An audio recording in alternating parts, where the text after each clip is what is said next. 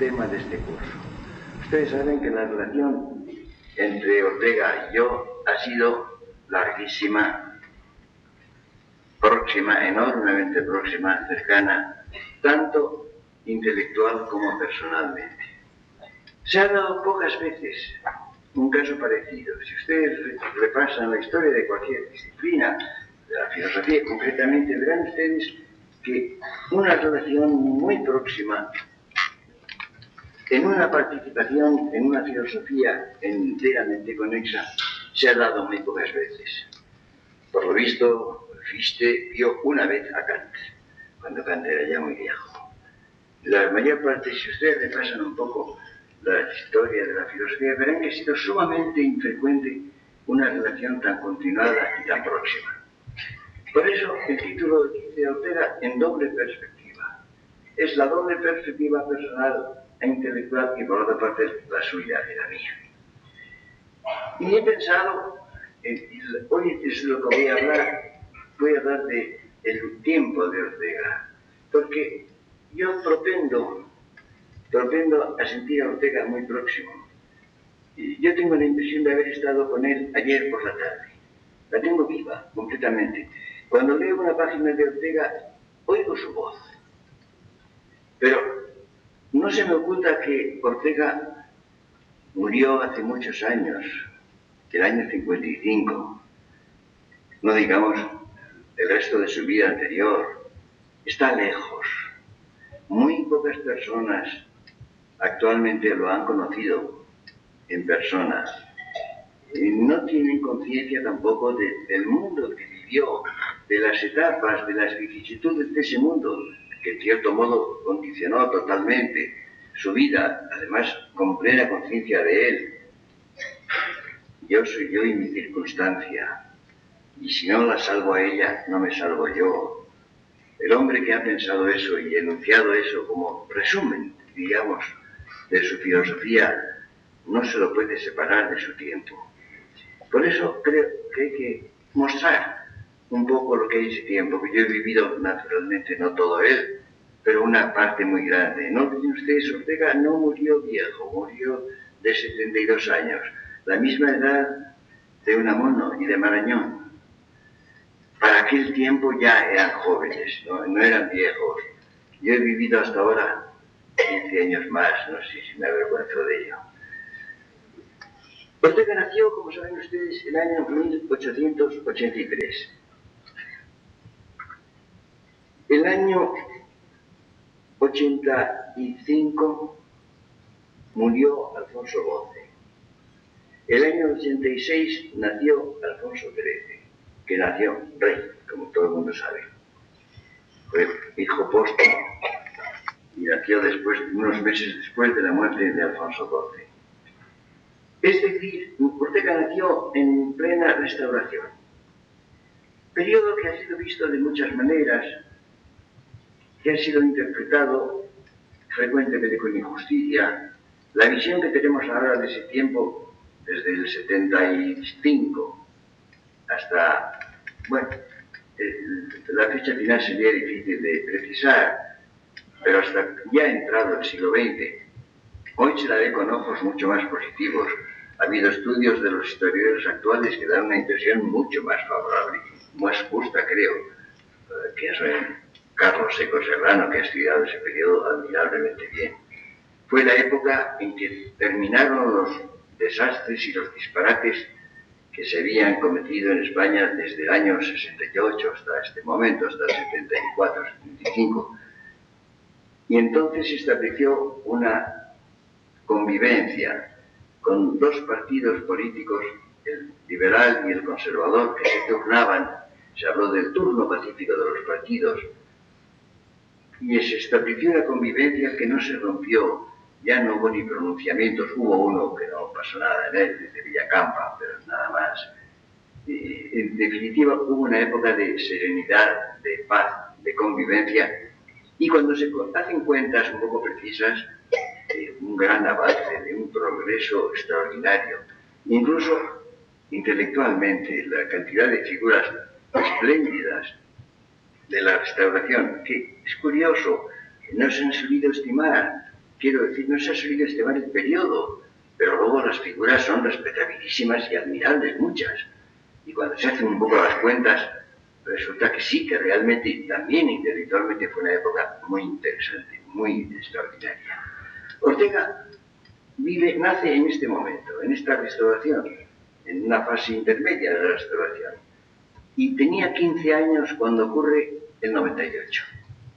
Esto conviene, yo imagino el impacto que le produjo a este muchacho inteligente, reflexivo, preocupado por España desde siempre, lo que se llamó el desastre. El desastre que fue al mismo tiempo el comienzo de una etapa nueva enormemente creadora. Ustedes piensen que la generación del 98, que se llamó así precisamente por el impacto de este suceso de la guerra con los Estados Unidos, la pérdida de Cuba, Puerto Rico y las Filipinas, esto se interpretó como un desastre atroz. Ahora se ha visto que no fue tanto y que otros países han tenido otras cosas más graves y no desapareció, era un desastre. Entonces piense que la guerra de franco-prusiana en tiempo de Napoleón III, los alemanes invadieron los prusianos, porque todavía Alemania no se había creado como tal unidad. Los prusianos invadieron casi toda Francia, llegaron a París, tomaron París, se quedaron con Alsacia y Lorena, dos provincias más importantes, claro está, que los territorios ultramarinos. No se pensó en Francia un desastre, hubo consecuencias, la caída del imperio, la proclamación de la república, muchas cosas. Pero no hubo esa impresión de desastre que en España se produjo. Al mismo tiempo aparece un nivel nuevo, una manera nueva de plantear las cosas, una docena de escritores extraordinarios que nos siguen pareciendo refulgentes, que empezaron una época superior, por supuesto, a la de la Restauración, y con una enorme originalidad no buscada. Hay que ver a Ortega, por tanto, como muchacho mostrando que se muestra en este momento. Ortega fue precoz. Es curioso que empieza a escribir muy pronto. En los primeros años de su obra hay mucha gente que lo incorpora a la generación del 98. No era de esa generación, era de la siguiente. Él habló con toda precisión de las generaciones, ha sido el creador de la forma filosófica y sociológica de las generaciones. Pero muchos lo contaban. Yo forjé hace muchos años un concepto complementario, el de constelaciones. Lo hice para satisfacer el descontento que sentían Salinas y Guillén.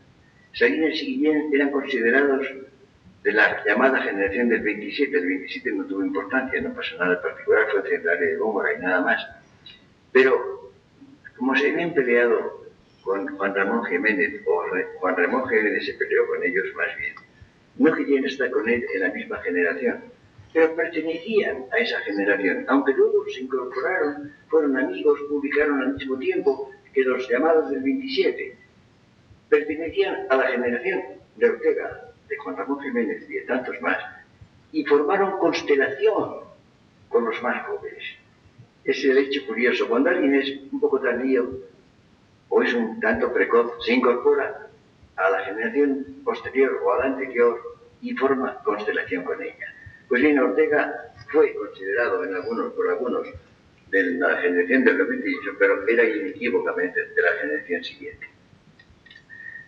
Por tanto, la niñez y la muy primera adolescencia acontecen hasta el 98 y después empieza la época ya universitaria, de estudios universitarios, de residencia largo tiempo en Alemania, que fue decisiva, porque Alemania en aquel momento era, sin duda ninguna, el país más importante intelectualmente y desde luego filosóficamente.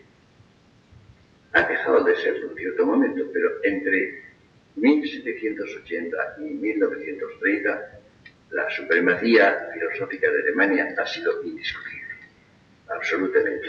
Ortega pasa unos años en Alemania, vuelve a España y después vuelve otra vez a Alemania, se nutre de la filosofía alemana y no solamente de la filosofía, sino de toda la cultura alemana, que él se encargó después de hacer conocer a los españoles. El pensamiento alemán era poco conocido en España. Y Ortega hizo publicar en español las mejores obras alemanas, no solo filosóficas, pero desde luego filosóficas, y hizo que España fuera el país más informado, aparte de Alemania misma, de todo este pensamiento.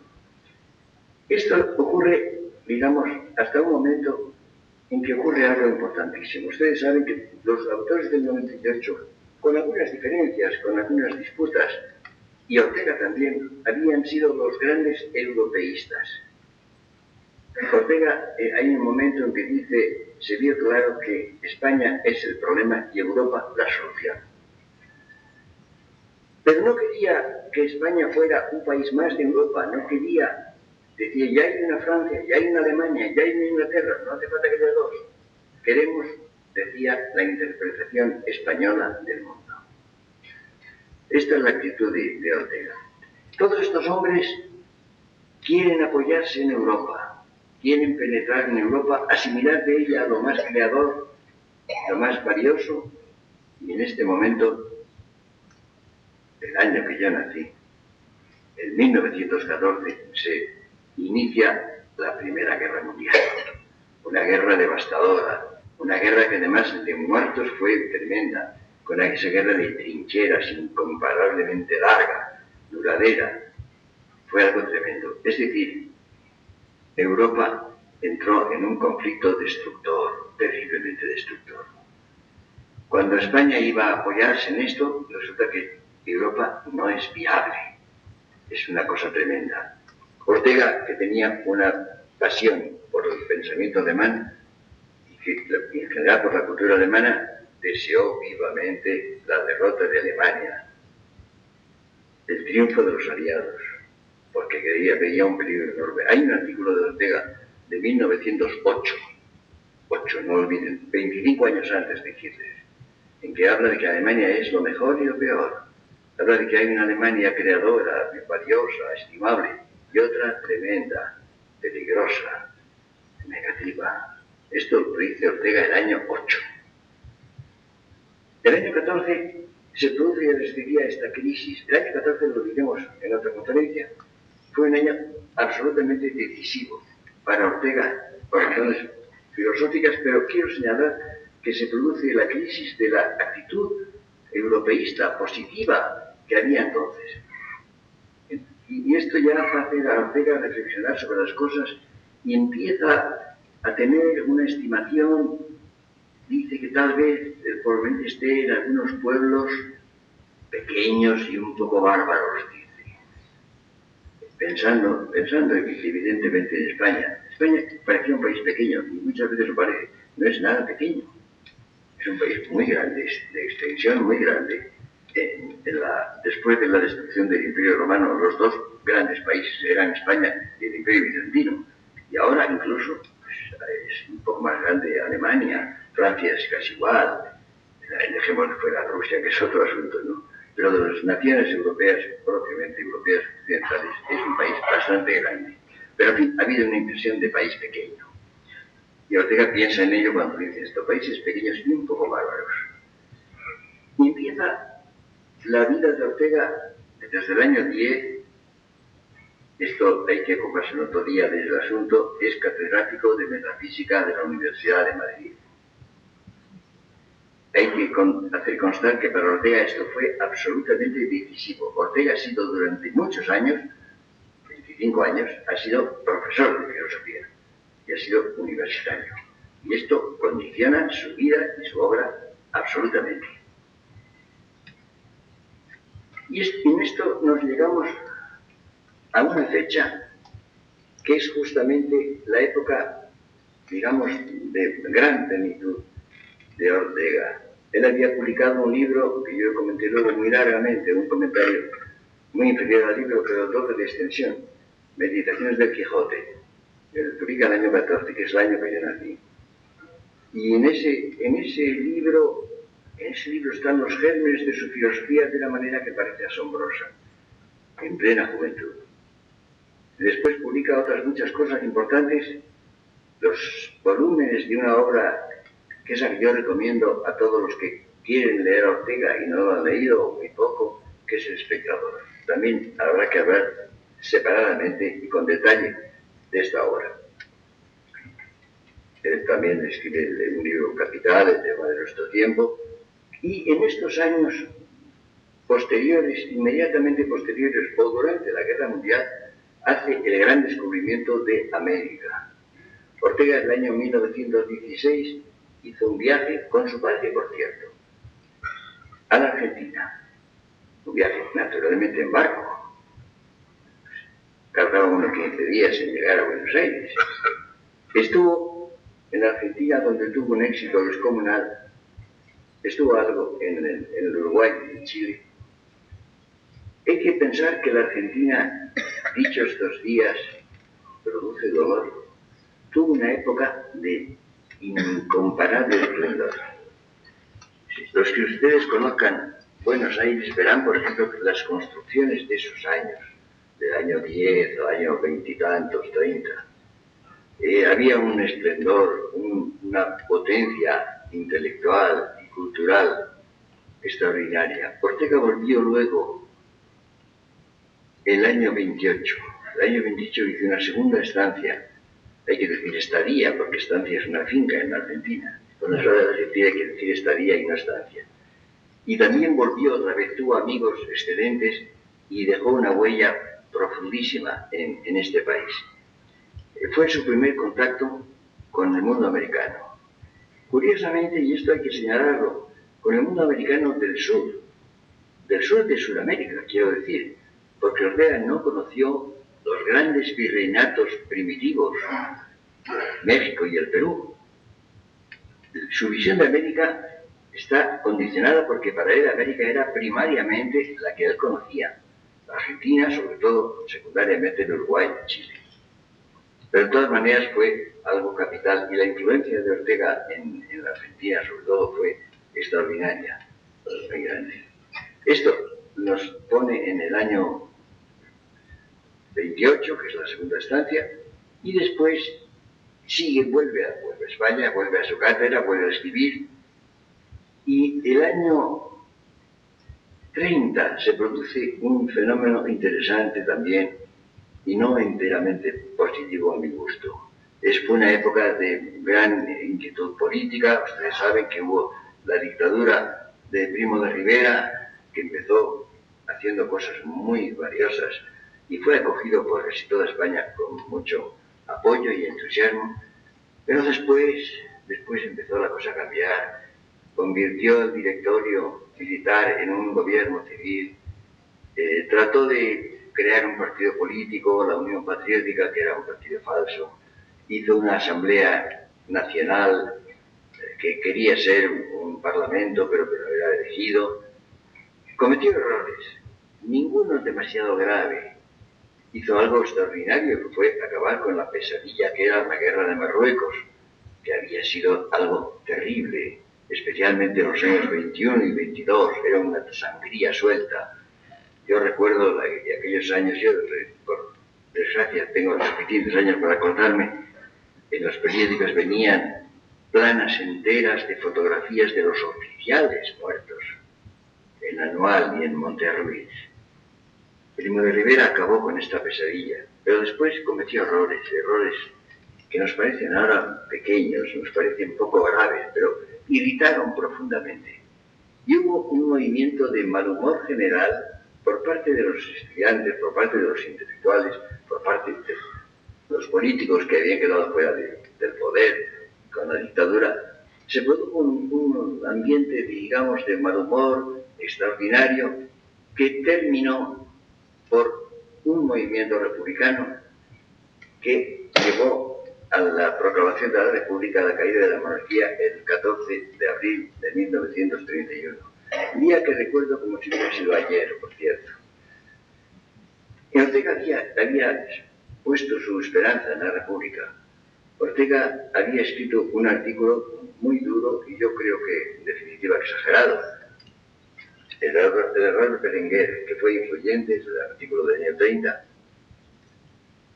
Y lo curioso del caso es que todos los grandes intelectuales, la gente más valiosa, estuvo en esta actitud. Lo mismo Unamuno, Marañón, Pérez de Ayala, Machado. Ortega, desde luego. Y sin embargo, visto ahora a mucha distancia de esto, piensa uno, no hubo un elemento de exageración y sobre todo no pudieron prever en qué manos iba a quedar España también. Es que merecían crédito. No lo sé. El hecho es que Ortega a los 10 o 11 días de la proclamación de la República estaba muy descontento. Muy descontento. Escribió aquel artículo que decía, no es esto, no es esto. Pocos días después publicó otro que terminaba con esta frase, lo recuerdo muy bien. La República es una cosa, el radicalismo es otra, sino al tiempo. Yo me pregunto, ¿no hubiera podido preverlo 15 días antes? No sé. Yo tengo se me ha ocurrido, yo pienso mucho sobre las cosas, y hay cosas que se me ocurren muy tarde, algunas se me han ocurrido hace unos días, solo. No entonces. Y es que pienso lo siguiente, ahora yo tengo una experiencia curiosa. Los jurados de premios o de todo tipo de cosas, a los cuales nunca pertenezco, ni quiero pertenecer, antes eran jurados compuestos de pocas personas, frecuentemente 5, para hacer un número impar. Últimamente casi todos son enormes, son 15 personas, 18, 20. Y pasa lo siguiente, hay 3 o 4 nombres prestigiosos, ilustres, conocidos. La gente lee esos nombres y piensa, pues qué bien. De los demás no sabe nada. Pero las mayorías se hacen con los números totales, no con los 3 o 4. Y de los resultados de los concursos, de los premios, son como quieren los que los manejan. Yo pienso que la lista de los que formaron el Comité Revolucionario, que luego fue el primer gobierno de la República, había algunos nombres prestigiosos y estimables y que nos siguen pareciendo estimables. Y otros no eran conocidos. La gente no sabía, por supuesto no sabía ninguno estrenado a gobernar, nada parecido. Yo creo que el mal humor general que se sentía contra la dictadura, contra lo que sucedía la dictadura y contra el rey mismo, Alfonso XIII, se unió a una confianza que resultó poco justificada, muy poco después. Porque los 3 o 4 nombres que parecían realmente valiosos encubrían, yo no sé hasta qué punto la gente conocía a los demás, sabía quiénes eran o quiénes podían ser. Ortega fue diputado por León en las Cortes Constituyentes de 1931 a 33. Sus intervenciones fueron excelentes, no tuvo demasiada satisfacción de muchas cosas, había unos cuantos hombres verdaderamente eminentes y valiosos. El presidente de las Cortes era la figura política que yo he admirado más en toda mi vida, don Julián Besteiro. Pero Ortega dijo un día, aquí no se puede ser ni payasos, ni tenores, ni jabalíes. Y hubo elementos de las 3 cosas. Después hubo un cambio político, unas nuevas elecciones, unas nuevas cortes, con composición distinta. Y como saben ustedes, los españoles suelen exagerar las cosas. Me acuerdo que se hablaba del bienio rojo y el bienio negro. Ni era rojo ni era negro. Y además, en definitiva, es curioso, la República pues era una posibilidad abierta hasta el final, pero cometió muy graves errores y al final, como saben ustedes, se produce en el momento de mayor plenitud de Ortega, de mayor éxito y de mayor peso en España, de mayor importancia, se produce el hecho enorme, atroz, de la guerra civil. Lo más grave que ha ocurrido en España contemporánea, por supuesto. Bien, hay un fenómeno lleno de valor, de heroísmo, de sacrificio, y horrible, y de criminalidad, y de torpeza, y de errores acumulados. Ortega salió de España en agosto del año 36. Estaba realmente en peligro, además había unas presiones que pedían toda libertad, y se fue a París. Ustedes saben que se produjo una emigración. Ahora se habla mucho de la emigración española, de los exiliados españoles. La emigración intelectual se produjo primariamente en el año 36. Si ustedes hacen una cuenta veraz de quienes se marcharon de España durante la guerra, la mayor parte fueron al principio. Es decir, fueron a causa de la guerra.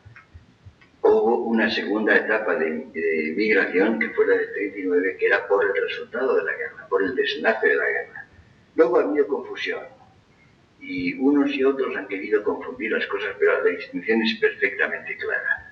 Ortega se estableció primero en París, hizo una pequeña excursión en Holanda, estuvo tiempo y luego se estableció en Argentina. Fue la tercera vez que fue a la Argentina. En Argentina no le fue tan bien como las otras veces, porque la mayor parte de la gente, españoles y argentinos, no entendían bien que Ortega no fuera de un bando o de otro. No se sentía próximo a ninguno de ellos, le parecían en muchos sentidos inaceptables. Y eso produjo un cierto malestar. Al cabo del tiempo, de bastante tiempo, Ortega se trasladó a Lisboa. Se estableció en Lisboa y allí quedó aislado. Fue una época sumamente difícil. Ortega no podía recibir, primero durante la guerra, los libros y las rentas de sus libros en España, y luego tampoco, durante mucho tiempo, tampoco en el extranjero. Pero vivió en Lisboa. Yo fui a verlo 2 veces, brevemente viajes. Con gran dificultad conseguí un pasaporte para ir a verlo, el año 44 y el año 45, 2 veces. No lo había visto desde el año 36, naturalmente. Y después, yo recuerdo muy bien, en un taxi, en Lisboa, con mi mujer y con Ortega, vendíamos periódicos, los compramos, y fue la noticia del desembarco en Normandía. Durante la guerra, que ya había empezado, naturalmente empezó el 39 y duró hasta el 45, que fue naturalmente la destrucción, la otra destrucción de Europa. Es una cosa sumamente grave. Después de la Primera Guerra Mundial, Ortega, nutrido de cultura alemana, enemigo de Alemania en la guerra, deseoso y alegre por el triunfo aliado, pensó que Alemania era algo sumamente importante que no se podía abandonar, y Curtius, que era su gran lector y el que hizo que fuera traducido al alemán, dijo: le ha devuelto el sentido y el gusto de la filosofía a Alemania ese pequeño celtíbero del Escorial. La frase es literal. Pensó que Alemania tenía que ser Alemania, que Alemania era algo demasiado importante, que una pieza de Europa capital, que no se podía prescindir de ella en ningún caso, aunque hubiera perdido, y mejor que la perdiera, la guerra. Y esto ha sido decisivo en la obra de Ortega y en su vida. Después, como saben ustedes, Ortega volvió a España. Volvió a España en el otoño del año 45, después de 9 años de exilio. Y dio una conferencia en los primeros meses del 46 en el Ateneo. Habló de ideas del teatro y dijo una frase que se hizo famosa, que se repitió 1000 veces. Dijo que había encontrado en España una sorprendente, casi indecente salud en la sociedad española. Recuerdo, yo tenía necesidad de estar en España, de ver a España, de volver a vivir en España, de ver las caras de la gente. Paseábamos, mi mujer y yo, con ellos, y ven ustedes, todos con su biografía en la cara. Con lo cual es cierto. Y tenía una curiosidad, un interés. Había en España, a pesar de las grandes dificultades, gana de vivir, enorme gana de vivir. Se pintan ahora unos cuadros tristes, melancólicos, había dificultades, había cosas negativas, absolutamente negativas, y puedo dar fe de ello. Pero había ganas de vivir, y además, naturalmente, comparado con la guerra, todo lo malo que podía haber me parecía poco. La guerra es algo atroz, tremendo, horrible. Ortega no volvió a su cátedra, por supuesto, no volvió a la universidad. Hizo una vida privada, totalmente privada, con grandes dificultades. Y en estos años de su vida posterior, del año 45 al año 65, al 55 en que murió, fueron para mí las épocas de trato más constante, más frecuente. Intelectualmente había seguido con el mismo trato, pero a distancia. En estos 10 años yo lo veía 2 veces al día. Hablábamos horas y horas. A veces dábamos largos paseos, a veces por el Retiro, por otros sitios. Pasábamos a veces 2 horas o 3 hablando y hablando y hablando de todo lo que podíamos hablar. Esto fue la situación durante 10 años, en los cuales Ortega hizo ciertas experiencias exteriores que no había hecho. Por ejemplo, estuvo en el año 49 en los Estados Unidos. Fue con ocasión del centenario de Goethe, que se celebró en Aspen. Dio una conferencia. Ortega no hablaba inglés, lo leía mucho, y el francés y el alemán sí, por supuesto, pero el inglés no hablaba. Lo tradujo Thornton Wilder, el gran escritor americano, a quien yo conocí y almorcé con él en la Universidad de Yale, cuando ya sea en Yale, y él se encargó de la traducción. Ortega hablaba unos minutos y después Wilder traducía al inglés lo que había dicho. Me contó Wilder que le había hecho una mala faena a Ortega, que es que él empezó con un elogio de Wilder, que él tuvo que traducir. Tuvo un éxito descomunal. Le hicieron los Estados Unidos una inversión muy positiva, muy favorable. Se prometió volver. Quería también ir a Puerto Rico, donde había encontrado al rector de la universidad, Jaime Benítez, que se sentía discípulo suyo, devotísimo y muy inteligente. Luego no se pudo arreglar. Pero Ortega además estuvo en Inglaterra y estuvo en Italia, en otros lugares, pero fue con bastante frecuencia en estos años a Alemania. Ortega había sentido una repugnancia tremenda por el nacionalsocialismo. Había escrito el año 34 un prólogo para alemanes que se iba a publicar en una reedición de La rebelión de las masas. Hay que decir que en Alemania Ortega había tenido un éxito descomunal, como no ha tenido nadie, ni los alemanes. En vida de Ortega se habían vendido más de 300.000 ejemplares de La rebelión de las masas. El libro Los estudios sobre el amor, en alemán Über die Liebe, era el regalo habitual de los enamorados. Lo regalaba el novio a la novia o la novia al novio. Increíblemente, cuando murió Ortega, yo recuerdo haber leído como 100 artículos alemanes. Algunos tenían títulos curiosos. Uno, me acuerdo, decía: un torero abandona el ruedo. Las librerías alemanas estaban los escaparates llenos de libros de Ortega y un retrato suyo con un crespón negro. Son datos que conviene tener presentes. Y Ortega fue a Alemania y dio conferencias, dio una conferencia primera en la Universidad Libre de Berlín, y los estudiantes asaltaron la universidad y entraron por las ventanas. Un periódico alemán publicaba como título La rebelión de las masas. Ortega fue a Alemania y habló en Alemania muchas veces en los últimos años. Él creía que Alemania había cometido un error, una locura terrible, atroz. Pero Alemania era una realidad extraordinaria, una pieza de Europa indispensable. Y por tanto no se la podía abandonar, y había que darle, de otra conferencia famosa con un título latino, De Europa Meditatio Quaedam. Creía que había que velar un poco porque Alemania volviera a ser lo mejor de lo que había sido y pasara esa terrible crisis.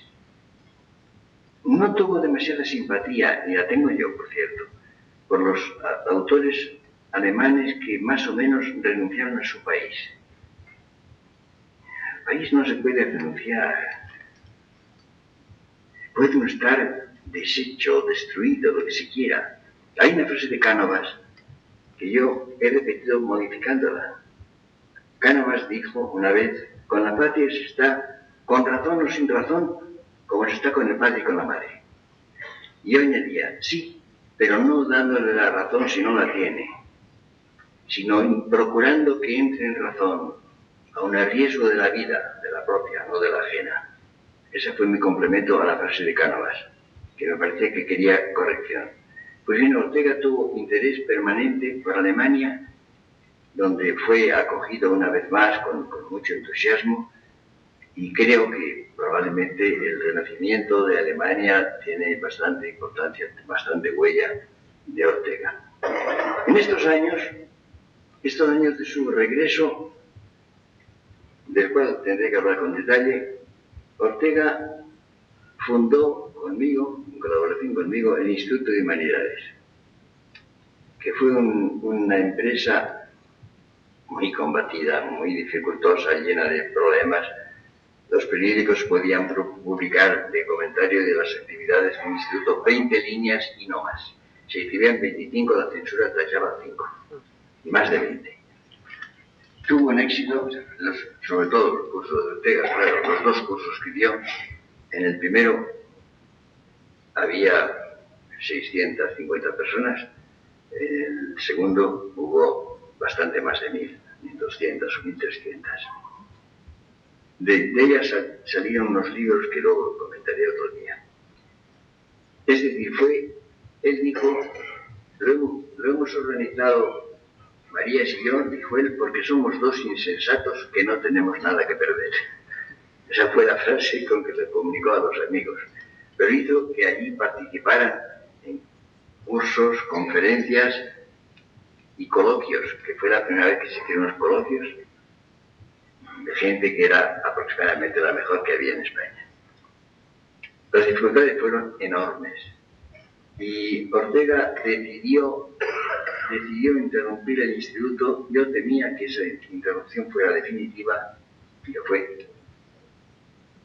Y después se dedicó a escribió unos cuantos libros de los que hablaremos en este curso, y el año 55 tuvo una enfermedad muy corta, un cáncer, y murió en el año 55. Yo sentí una especie de destrucción, una especie de extraña orfandad, no solo intelectual, en muchos sentidos también personal. Se había terminado una trayectoria vital extraordinaria, enormemente creadora. Ortega había abierto caminos, Ortega había señalado posibilidades, las había realizado o no.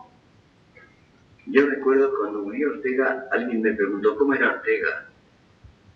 Y yo contesté esto: como el sol, luminoso y cálido. Han pasado tantos años, me sigue pareciendo una buena definición.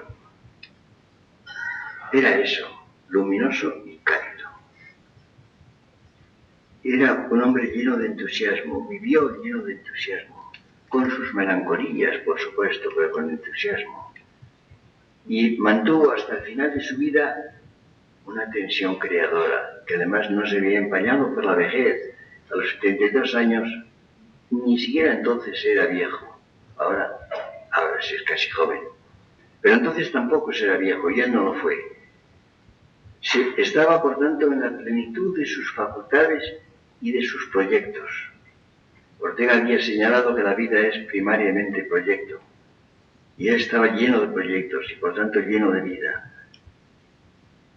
Ese final de su vida ocurre en el año 55, pero hay que precisar un poco. Seguramente ustedes no lo han vivido o eran demasiado jóvenes. En todo caso, no hay mucha claridad. Los años de la Guerra Mundial fueron atroces en 200 sentidos. Yo recuerdo que en la introducción que hice a mi libro Historia de la Filosofía, escrito, se titulaba el capítulo inicial, Esquema de nuestra situación. Se publicó el libro en enero del año 47, pero yo lo escribí esto a finales del 45, recién acabada la guerra. Y dije una frase tremenda, que era un poco una resonancia del título de Savigny en la Alemania romántica, decía, la vocación de nuestro tiempo para la pena de muerte y el asesinato. Pues bien, desde el 45, o digamos desde el 46 hasta el 60 aproximadamente, en el espacio de una generación, Europa mejoró de un modo asombroso. Asombroso.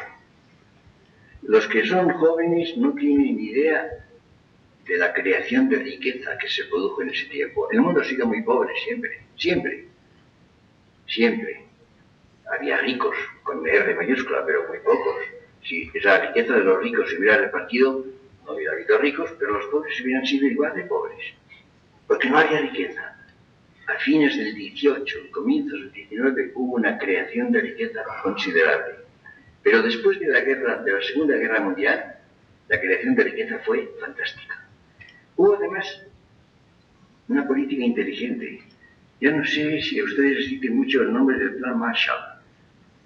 El Plan Marshall fue una ayuda de los Estados Unidos a todos, los amigos y enemigos, vencedores y vencidos, a los países aliados y a Alemania y a Italia, que fue las dos cosas, al Japón. Y eso, yo recuerdo que produjo la recuperación, por lo pronto, económica de Europa. Yo he visto en Alemania, en Francia, poco después de la Guerra Mundial, del final de la Guerra Mundial, los largos trenes cargados de tractores americanos que permitieron poner en marcha la fantástica agricultura francesa, que se recuperó rápidamente.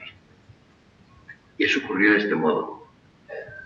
Algo que es una especie de previsión o de proyecto de la Unión Europea, destruido y perdido durante la guerra y mucho antes. Es evidente que con el bolchevismo en Rusia y con el hitlerismo en Alemania, fue una época bastante buena. Ortega murió en ese tiempo, en ese decenio o quindenio, que fue favorable.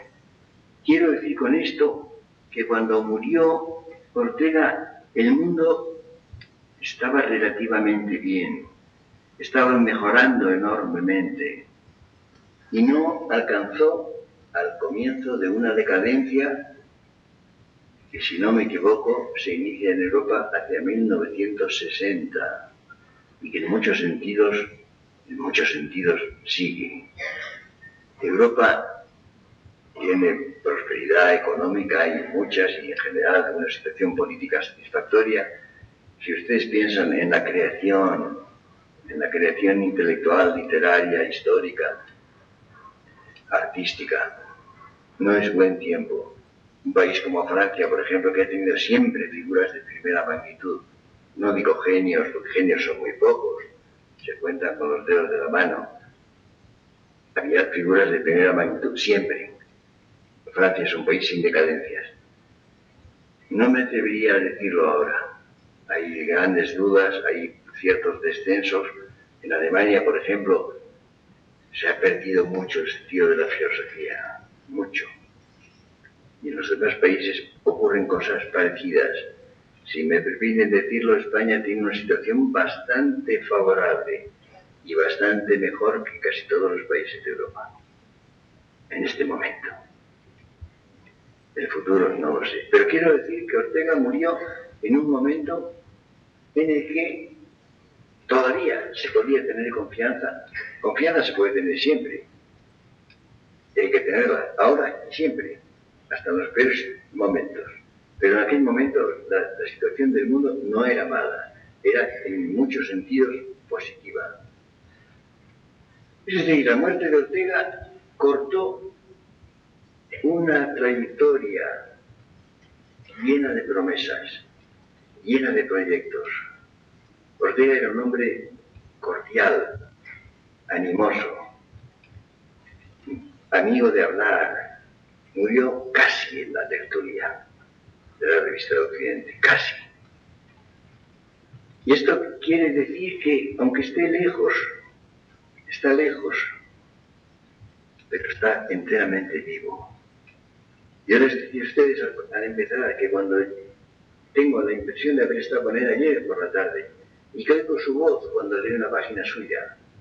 Hasta tal punto hemos tenido, no sé, una vinculación, una relación muy a vista de pájaro de lo que fue ese tiempo, que fue el tiempo de Ortega, de 1883 en la Restauración a 1955, después de la Segunda Guerra Mundial. Ortega vivió el 98, vivió el desastre y la depresión y la recuperación de ese momento. Vivió la Primera Guerra Mundial, vivió el hundimiento de las esperanzas en lo que parecía la solución.